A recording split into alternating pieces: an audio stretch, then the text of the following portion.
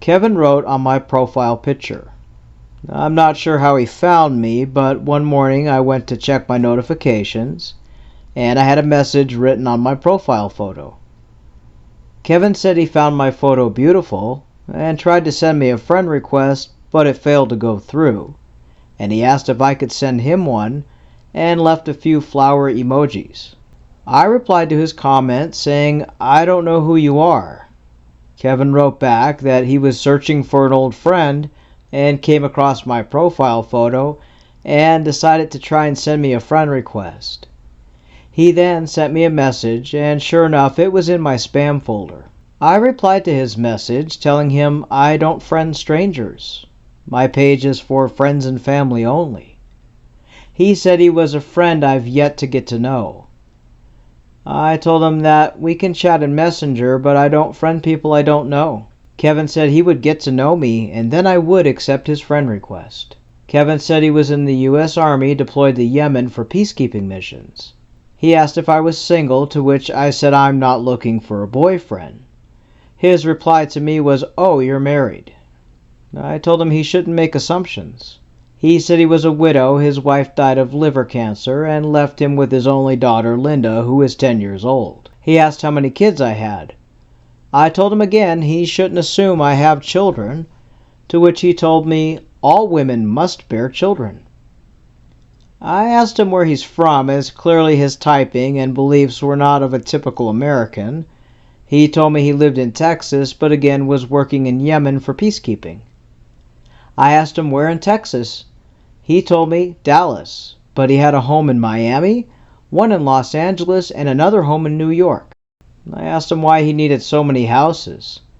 Kevin asked me how many houses I had, and I told him one because that's all you really need. He told me he was on a secret mission which the U.S. Army was paying him $10 million once the mission was completed, and then he would come home and retire. He asked what I do for work and how often I'm paid. I told him that I grate the Parmesan cheese on bowls of spaghetti. He asked once again, how often am I paid? I told him I get paid by the bowl of spaghetti. Kevin told me that's wonderful and that I'm a hard-working woman and he enjoys getting to know me. He went on to ask the regular stuff, my favorite food, favorite color, what are my hobbies. He then said he's not on the site often and asked if I sent a friend request yet. I told him, well, since you're not on this site often, why bother sending a friend request? That'd be a waste of time. He asked for my phone number, and I told him I don't give my number to strangers. Kevin told me we're friends and hoped we could become more, and that he was feeling love for me and wanted to get to know me more, and the only way to do it was to exchange our phone numbers. I told him we can chat here when he's here, and he then asked for my email. I told him I don't use email. He said then we should chat on Hangouts, and I told him, well, when you're not on the battlefield peacekeeping, feel free to message me here. If I'm around, I'll respond. He told me I was a difficult and wicked woman, and he knew why I didn't have a husband, because I do not obey. By this time I knew I wasn't talking to an American military man, and while I didn't know where this person was from, his archaic thinking made me wonder, that's for sure. I told him he wasn't winning any points with me, and he should just go back to his peacekeeping. He then told me that he needed me to get him a $100 iTunes gift card to continue talking, and to go get him the card right now. Kevin didn't ask, he just told me to go get it. I told him to go buy his own gift card. He said he couldn't because he's in the war zone and that he needs it to contact his daughter, and how dare I allow him to suffer, let alone his daughter to suffer without being able to speak to her father because I wouldn't buy this gift card. I told him that's just the sacrifices we make when we are peacekeeping, and when he's done with his peace mission, he can go to the store and buy himself a card. Kevin started telling me again how wicked and vengeful I was, that I was a horrible woman, and he again over and over told me I was wicked. I ended up just blocking him as it was getting a bit old. I don't know how someone could fall for his shtick, because not only was he rude, he was aggressive, quick to demand, and I've not heard from him since blocking. Story number 2.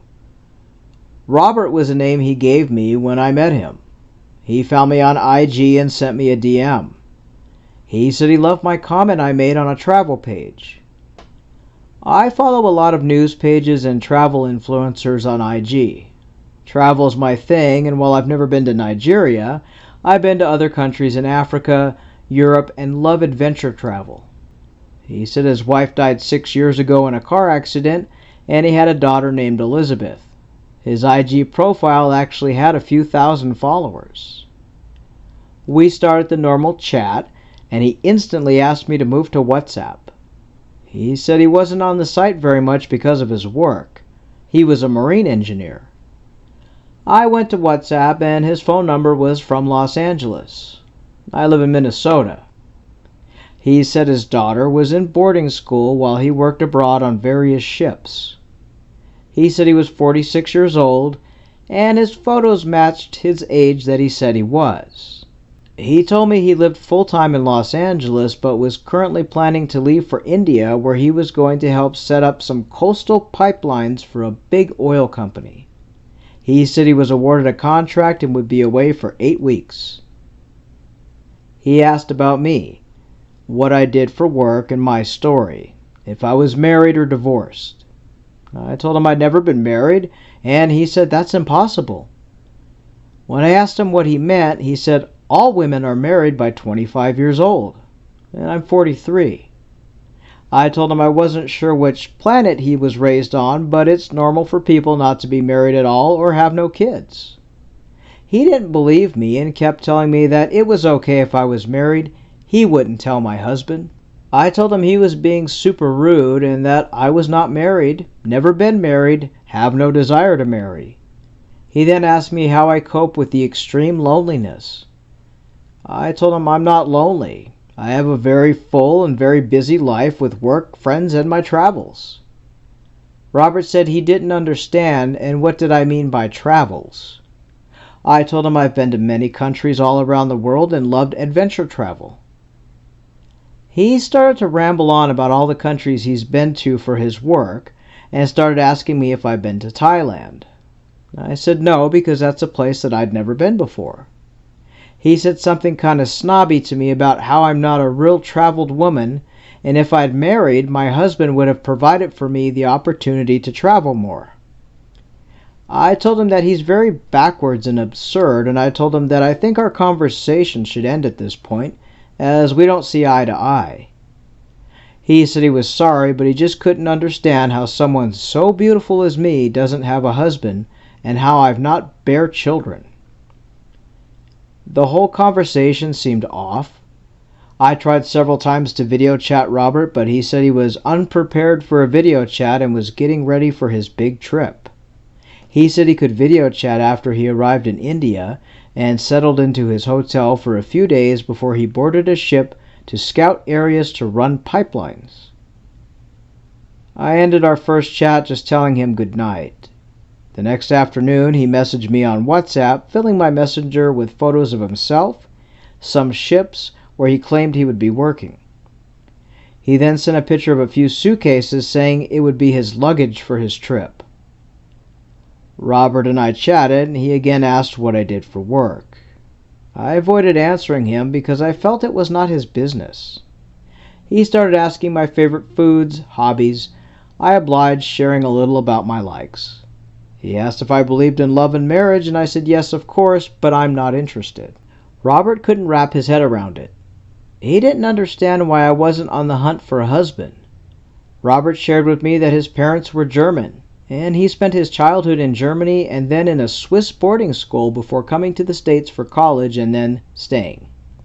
He said his wife was his whole life, but that it was time to move on and find someone new, and that his daughter begged him to find a wife and someone to be a mother to her. I told him, well, I wished him luck in finding that. When I asked him where in India he was going to be, he was very vague. He sent me the name of his company he worked for and a long sentence about oil pipeline installation, but never gave me an exact city he would be in, only to say India. I tried a few times to voice call Robert, which He picked up a few times and he hung up saying he didn't hear me, even though I was saying hello many times.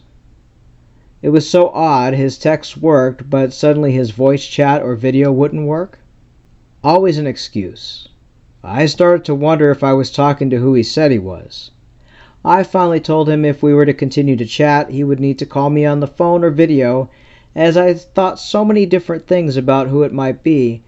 A scammer really wasn't one of them. I just assumed he was a different person than the one in the photo. Robert stopped texting, and I would say hello several times, and he went off WhatsApp. Finally, that night my WhatsApp rang and Robert spoke. He told me he was so busy with preparing for his trip, he wasn't sure if he wanted to continue trying for a relationship with me, but wanted to call. I told him I wasn't trying for a relationship with him, but he kept trying to be romantic, telling me his likes, how romantic he is, how lonely he is, and how he must know I'm lonely.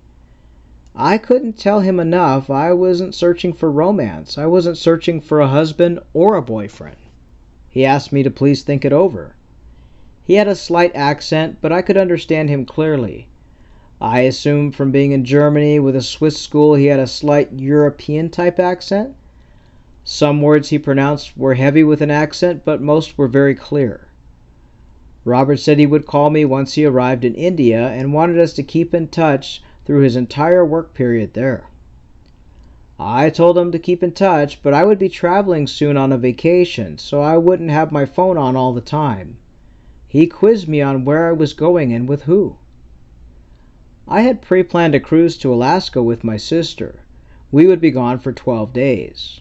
Robert asked me why I was leaving and to cancel the trip, ask for my money back, and wait until he returned from his business contract, and he would take me to Alaska, and then he wanted to take me to Germany to show me where he grew up. I told him that I hardly know you. I don't want to travel with a stranger, and besides, this trip with my sister was planned for nearly a year. He told me to sell my ticket, save my money, and asked how much the trip cost me. I told him my ticket, flight, and cruise package was over $7,000. We were doing the premium tour. He kept telling me to cancel. He said he didn't want to see me going on a cruise and leaving him for another man. I again told him I was not looking for a man or interested in dating. Robert asked me to promise I wouldn't look or speak to another man while I was on the cruise. I told him he's crazy, as I'm not his wife or even his girlfriend. He then said we should be exclusive. It was like he didn't listen. I told him he's a friend only, just an online friend. We ended our conversation that night. The next morning I woke up to poems, YouTube song links, photos of Robert with hearts around it, and him begging me to reconsider and that he could give me everything I've ever wanted. Travel, first-class flights, and more. He then sent me a photo of a flight itinerary with my name and his, first class to Berlin, and a hotel booking to a 5-star hotel in Berlin with our names on it for 3 months from now. I told him this is absolutely crazy and that he shouldn't plan trips without asking me. He said he wanted to prove his love to me and wanted to take me on a romantic trip to Berlin, then surprise me and take me to Paris. I told him I've already been to Paris. And he said, yes, but not with your future husband. I told Robert to take his trip, and we can talk when he returns, but please don't push things with me. Robert left for India.